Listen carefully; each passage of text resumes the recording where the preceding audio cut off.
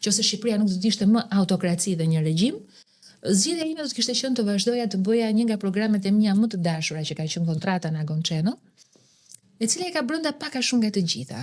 E ka edhe gazetarin politike brenda, sigurisht, por ka edhe një intervistë të ndjerë, thuajse deri në nivel shpirtëror, ka edhe elementin spektakolar, ka edhe elementin kulturor dhe artistik. Domethënë, do të një përzierje nga pak të gjitha le të themi. Ishte Kontrata ishte një gjetje fantastike që Agon Channel e qep në fakt ta mizura, siç më rinte mua fiks, domethënë, siç më duaj. Pra nuk është domosdoshmërisht gazetaria politike. Ajo të thret, ajo më ka thyrur në një moment shumë të rëndësishëm historik, dhe unë i qëndroj gatitu.